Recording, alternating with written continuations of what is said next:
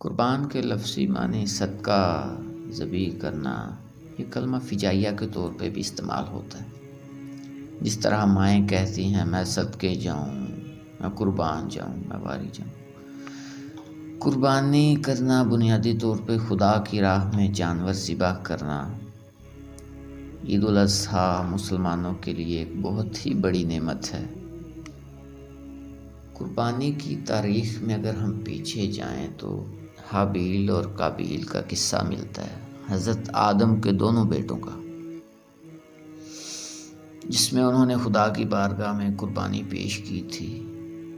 قصہ مختصر یوں کہ حضرت آدم اور اماں حوا کے ہاں جو جڑواں اولاد پیدا ہوتی تھی، اس کی شادی دوسرے سال کے جڑواں یعنی مرد اور عورت سے کی جاتی تھی۔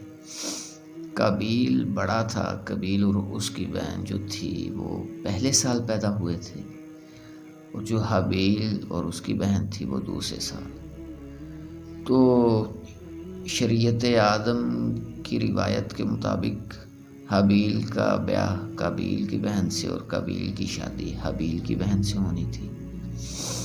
قابیل جو تھا وہ شکل و صورت کے لحاظ سے خوش شکل تھا، اس کی بہن بھی خوبصورت تھی۔ حابیل جو تھا وہ رنگ و روپ کے لحاظ سے عام سا تھا، بہن بھی اس کی اتنی خوش رنگ نہیں تھی۔ قابیل جو تھا اس حسد، بغض، کینہ اور اس چیزوں سے بھرا ہوا۔ حابیل جو تھا وہ متقی، پرہیزگار، خدا کا خوف رکھنے والا۔ تو قابیل چاہتا تھا کہ حابیل کی بہن کی بجائے میں اپنی ہی بہن سے شادی کر لوں۔ حضرت آدم نے بہت سمجھایا لیکن نہ سمجھا، تو حضرت آدم نے کہا کہ تم دونوں خدا کی بارگاہ میں قربانی پیش کرو۔ جس کی قربانی قبول ہو گئی اس کی بات مانی جائے گی، اس کی ہاں میں ہاں ہوگی، مراد پوری ہوگی۔ جو حابیل تھا وہ چرواہا تھا، اس نے ایک عمدہ بیل کی قربانی خدا کی بارگاہ میں پیش کی۔ قابیل ایک کسان تھا، اس نے ایک سٹوں کا گٹھا یا گٹھڑ اس کی نیاز پیش کی۔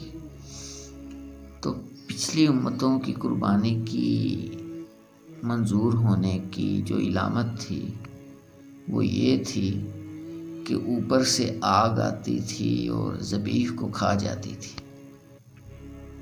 تو ایسا ہی ہوا، اوپر سے آگ آئی اور حابیل کا جو بیل تھا اسے کھا گئی، راکھ میں تبدیل کر دیا۔ حابیل کی قربانی قبول ہوئی۔ تو قابیل نے بعد ازاں حابیل کا قتل بھی کیا، مار بھی ڈالا، یہ اور طرف واقعہ ہے۔ تو یہ قربانی کی روایت ازل سے ہے، ابتدا سے ہی یہ قربانی کا سلسلہ رواں ہے۔ تو کہنے کا مقصد یہ کہ امت محمدیہ پر خدا کا بڑا ہی فضل اور کرم ہے کہ اس نے اس آگ والی جو روایت تھی اس کو توڑا اور مسلمانوں پر یہ لاگو کیا کہ ذبح کرو، گوشت کھاؤ، دوسروں میں تقسیم کرو، فریزروں میں قید کرو، کباب بناؤ، کڑاہیاں کھاؤ، جس طرح مرضی کرو۔ تو اس عید پر ہم نے جنہوں نے قربانی نہیں کی، جو صاحب استطاعت نہیں ہیں، ان کا بھی خیال رکھنا ہے، ان تک گوشت پہنچانا ہے اور اچھی بوٹیوں والا پہنچانا ہے۔ اس کے علاوہ تکبیرات پڑھتے رہنا ہے، خدا کا شکر کرنا ہے، یہ ایک بہت ہی بڑی نعمت ہے۔ عید الاضحیٰ ایک خوشی کا دن ہے مسلمانوں کے لیے، اور اس خوشی میں دوسروں کو بھی شریک کر کے دوبالا کرنا ہے۔ خدا ہم سب کا حامی و ناصر ہو۔